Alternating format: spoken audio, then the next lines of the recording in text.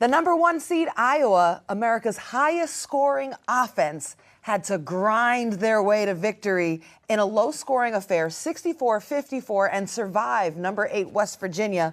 The Mountaineers held Iowa nearly 29 points below their scoring average of 92.8 points per game. And Caitlin Clark, well, she scored half of Iowa's points in this game with 32. Now, Cass, you know, they're a high-flying offense, Iowa. We came here for the explosions, the big buckets, and instead it was a hard, tough, gritty victory. What's the significance of Iowa pulling that off? Yeah, this is a team that can score with anybody. We know that, right? They win in shootouts a lot of the times. That's what we've seen from them in close games. But this shows, I think, more than a blowout does, because they can really value every single possession, play some good defense. If you look at this game, like numbers-wise, very similar to their early season loss to Kansas State. This time they found a way to win. I want to highlight Gabby Marshall. She had a huge block on the perimeter late in the game. That's exactly what helped them win the Big Ten championship. West Virginia put out a great defensive game against them. I thought they did very well. I think they might have been underseeded a little bit. And so this was a huge win for Iowa to get. Yeah, that was a tough 1-8 game. Yes. Yeah. That felt like a 1-4 game. That felt like the Final Four almost. Like, that was a lot.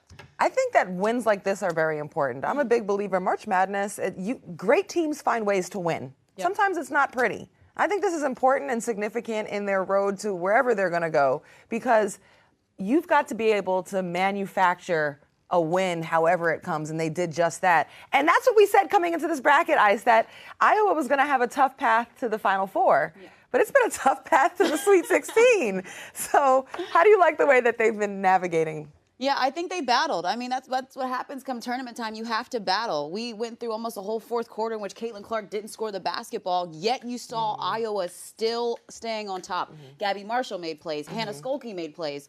I think it's a credit just to the team overall. What makes them so dangerous is, yes, Caitlin, but also the other pieces. When you can get Ann Company to be consistent and to help on both sides of the basketball, it's hard to beat. I just think for them, though, it might have taken a lot of emotion out of them, right? That's their last time playing in Carver Hawkeye Arena. There were tons of fans, tons of tears afterwards. And West Virginia gave them everything they had. I thoroughly enjoyed watching West Virginia play defense. But I just feel like I just said, it just felt like a 1-4 matchup. It felt like a Final Four game and not a game to get to the Sweet 16. Well, post-game, Caitlin Clark said she feels like at least she can hang her hat. The game may not be perfect, but she feels she's giving everything she has to the game. And you know what? I believe her. I believe her.